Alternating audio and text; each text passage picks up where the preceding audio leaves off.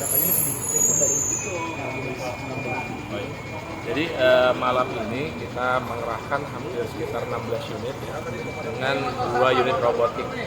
Dengan 2 unit robotik ditambah dengan unit pompa.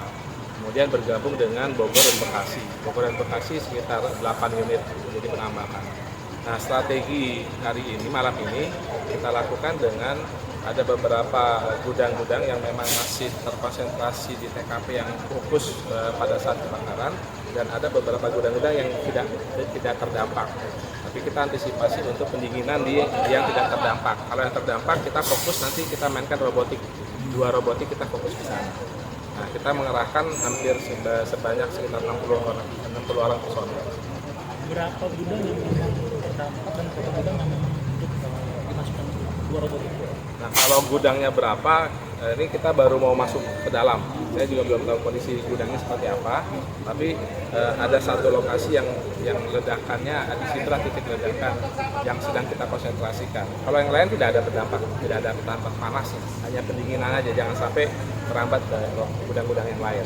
Pak, ini udah mau berangkat, sedang menunggu apa ini Pak? Ini sedang mapping unit dan orang-orangnya, personilnya. Artinya udah siap untuk masuk. Sudah mulai mau masuk. Nanti kita lihat robotnya lagi menuju ke lokasi. Intinya lokasi udah memungkinkan untuk dilakukan pemadaman. Sudah. Tadi Jiandak dari TNI dari tentara TNI juga sudah menyisir. Jadi sudah dinyatakan bahwa kondisinya bisa dilakukan pemadaman. Berarti kondisi kuning atau hijau Pak untuk sementara? Kalau kondisi gudang ini belum kita bisa nyatakan pendingin atau enggak, karena kita belum di TKP. Belum di TKP, kita baru mau masuk ke TKP. Ini kan nanti kan gudang senjata Pak ya, Betul. ada teknik khusus Pak untuk proses Oh ya, jadi memang untuk mengalihkan risiko terhadap personil, kita menggunakan 2 unit robotik yang bisa digerakkan dengan remote control yang berjarak sekitar 500 meter. Nah, itu yang untuk jangan sampai ada beresiko, karena kan ini kan masuk ke gudang peluru yang memang SOP-nya harus penanganan yang khusus gitu. Jadi itu digerakkan oleh operator yang digerakkan dari jarak jauh yang sudah terlindung dengan tanggul. Jadi nanti unit robot itulah yang bekerja untuk memadamkan. Pak, berarti untuk personil sendiri ada pakaian khusus nggak sih Pak yang digunakan jika ada potensi ledakan yang terjadi? Kalau nantinya? ini kan memang sifatnya kayak pemadaman, jadi fire jacket saja. Tidak ada B3-nya, tidak ada kimianya. Jadi kita konsentrasi ke B3-nya, hanya peralatan unitnya yang kita bedakan. Bukan pakai pompa, tapi pakai robotik. Karena jangan sampai korban jadi anggota yang jadi korban. Artinya personel tidak ada yang mendekat, berarti hanya remote saja Pak ya? Tidak mendekat. Hanya dia dari jarak sekitar, tadi saya lihat posisi amannya ada 200 meter dari gudang tersebut. Jadi anggota masih bisa menggerakkan dengan 200 meter itu. Karena di robot itu ada kameranya juga, ada terlihat juga kondisinya seperti apa. Kalau dari titik Ya, canggih lah robot itu. dari titik ini ke titik gudang yang terbakar itu kira-kira berapa jauh Pak dari?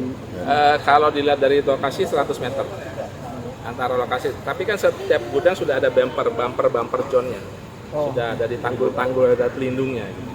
Pelindungnya ya setinggi rumah juga, jadi aman lah kalau di posisi. Pak, ini kan masuknya wilayah Kabupaten Bogor Pak, sedangkan ini kan Damkar Jakarta, ini permintaan atau gimana Pak? Ya permintaan dari Panglima juga, dari Panglima melihat kondisinya, dan memang kan kita lihat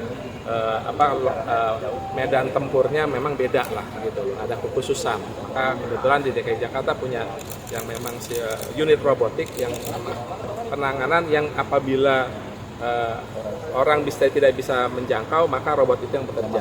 Nah, kita yang bisa lakukan. Mempertegas Pak, berarti robot ini hanya memantau setelah proses pemantauan pemantauan dan pemadaman sudah baru pasukannya masuk gitu kayak personel masuk ke dalam. Iya, kalau pokoknya langsung pemadaman.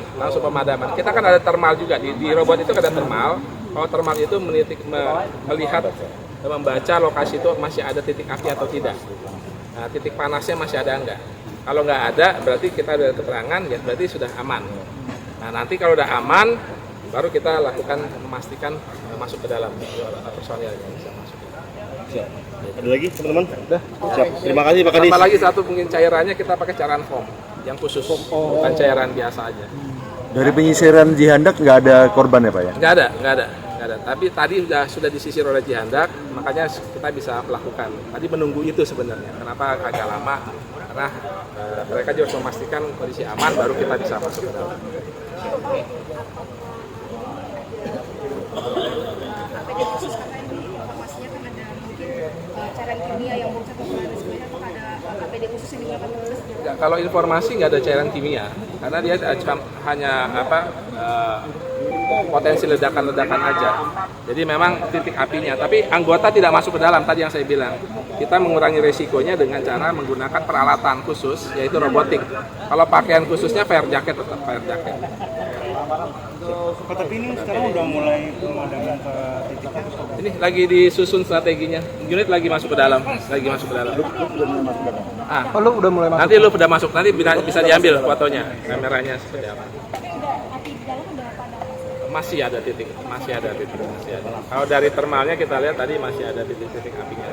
Khususnya yang di gudang satu gudang itu. Kalau yang gudang lainnya tidak ada.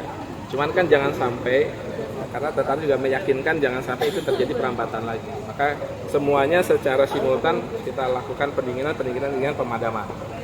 Pak, artinya tidak ada perambatan Pak ya dalam kebakaran ini Pak ya? Kalau dilihat dari lokasinya dan bangunannya tidak ada lokasi untuk perambatan. Izin Pak, tadi sempat dengar bahwa tadi ada pembicaraan dengan anggota TNI juga bahwa ada lokasi-lokasi yang memang harus disiram, ada yang tidak boleh disiram. Dan nanti dalam proses di dalam didampingi bersama. Makanya kita lakukan spray.